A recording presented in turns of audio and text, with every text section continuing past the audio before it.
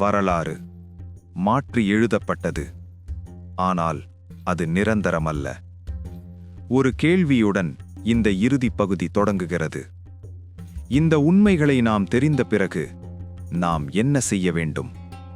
உண்மை எவ்வளவு ஆழமாக புதைக்கப்பட்டாலும் ஒரு நாள் அது வெளிச்சத்திற்கு வரும். கல்வெட்டுக்கள் மௌனமாக இருந்தாலும் அவை பொய் சொல்லவில்லை. கடல் நகரங்களை மறைத்தாலும் சாட்சிகளை அழிக்கவில்லை. இன்று பூமிக்குள்ளிருந்து கல்வெட்டுக்கள் வெளிவருகின்றன. கடலுக்குள்ளிருந்து நகரங்கள் பேசுகின்றன. உலக அருங்காட்சியகங்களில் தமிழ் தடயங்கள் மீண்டும் கவனம் பெறுகின்றன. இது தற்செயலா? இல்லை, இது மீட்பு. தமிழ் வரலாறு பழைய கதையல்ல, அது இன்றைய அடையாளம்.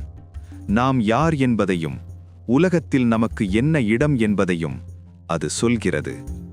வரலாற்றை அறிந்தவன் அடிமையல்ல, அவன் தன்னம்பிக்கையுடன் நிற்பவன்.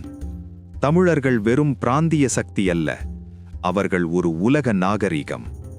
கடல்வழி வணிகம், நகர திட்டமிடல், நிர்வாகம், மொழி மற்றும் இலக்கியம், இந்த அனைத்தும் உலக வரலாற்றில் தமிழர்களின் பங்களிப்பு.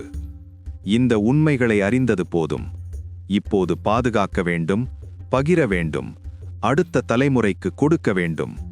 புத்தகங்களில் இல்லாவிட்டாலும் நினைவில் இருக்க வேண்டும். ஒரு காலத்தில் இது தமிழ் ஹிடன் ஹிஸ்டரி. இன்று இது தமிழ் ரிமெம்பர்ட் ஹிஸ்டரி. மறைக்கப்பட்ட உண்மை மீண்டும் முழுமையாக சொல்லப்பட வேண்டும். இந்த தொடர் ஒரு குற்றச்சாட்டு அல்ல, இது ஒரு அழைப்பு. தமிழ் ஹிடன் ஹிஸ்டரி ஒரு தொடர் அல்ல, ஒரு பொறுப்பு. வரலாற்றை மீண்டும் எழுத அல்ல, மீண்டும் நினைவு கூற. வரலாறு நமக்கு பெருமை, அதை மறக்கக்கூடாது.